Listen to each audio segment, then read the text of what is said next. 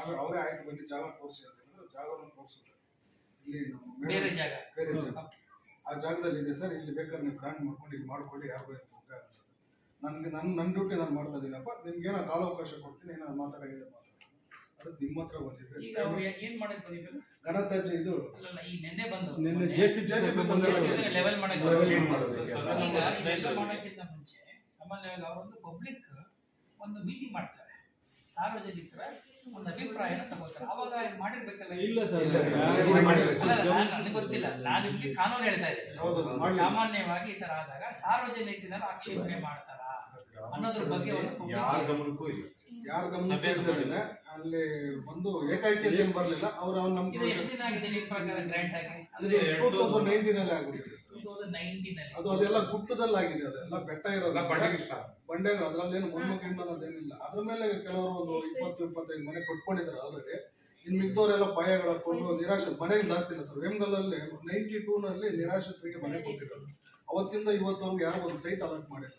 ಸುಮಾರು ಒಂದು 1200 ಅರ್ಜಿಗಳಿದೆ ಏನೋ ಪೆಂಡಿಂಗ್ ಇರೋದು. ನಮ್ಗೆ ಸೈಟ್ ಬೇಕು ಮನೆ ಕಟ್ಕೊಳಕ್ಕೆ ಅಂತ ಹೇಳಿ, ಸೈಟ್ ಬೇಕು ಅಂತ ಹೇಳಿ ಅರ್ಜಿ ಹಾಕಿರೋರು 1200 ಜನ ಅರ್ಜಿ ಇದ್ದಾರೆ. ಆದ್ರೆ ಯಾರಿಗೂ ನಿವೇಶನ ಕೊಡಲಿಲ್ಲ. ಅದಕ್ಕೋಸ್ಕರವಾಗಿ ದಯಮಾಡಿ ಇದನ್ನೊಂದು ಸ್ಟಾಪ್ ಮಾಡಿ. ನಮ್ಗೆ 2019 ಇದು ಸ್ಯಾಂಕ್ಷನ್ ಮಾಡಿಬಿಟ್ಟಿದ್ದಾರೆ ಅಂತ ಹೇಳ್ತಿದ್ದಾರೆ. ಅದು ನಮ್ ಗಮನಕ್ಕೆ ಬಂದಿಲ್ಲ ಸರ್. ಅದು ಪಂಚಾಯತಿಗಂತ ಕೊಟ್ಟಿದೆ. ಸರ್ವೆ ನಂಬರ್ 15ರಲ್ಲಿ 4 ಎಕರೆ ಪಂಚಾಯತಿಗೆ ಕೊಟ್ಟಿದ್ದಾರೆ. ಆದ್ರೆ ಪಂಚಾಯತಿ ಅವರು ಬೇರೆ ಕಡೆ ಜಾಗ ಇದ್ದಿದ್ದಕ್ಕೆ ಗ್ರಾಂಟ್ ಮಾಡಿದ್ದಾರೆ ಅಂತ ಹೇಳಿದ್ರೆ ಇದಕ್ಕೋಸ್ಕರ ಸ್ವಚ್ಛ ಭಾರತ್ ಯೋಜನೆಗೋಸ್ಕರ ಗ್ರಾಂಟ್ ಮಾಡಿಲ್ಲ. ಆದ್ರೆ ಬೇರೆ ಕಡೆ ಸರ್ವೆ ನಂಬರ್ 36 ಸುಚನಹಳ್ಳಿ ಗ್ರಾಮದಲ್ಲಿ ವೇಸ್ಟ್ ಜಾಗ ಇದೆ ಸರ್, ಬಂಜರು ಭೂಮಿ ಅಂತ. ಅದು ಊರಿಂದ ದೂರ ಇದೆ, ಇಂಟೀರಿಯರ್ ಪ್ಲೇಸ್. ಅಲ್ಲಿ ಏನು ಪರವಾಗಿಲ್ಲ ಸರ್, ಆ ಜಾಗ ನೋಡ್ಕೊಂಡು ಸೂಕ್ತವಾಗಿದೆ.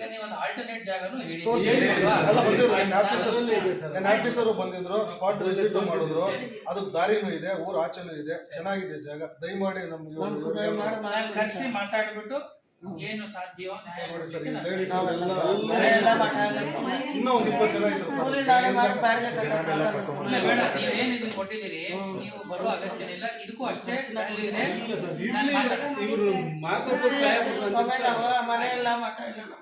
ಸಾಹೇಬ್ರನ್ನ ಖುದ್ದಾಗಿ ಮಾತಾಡಬೇಕು.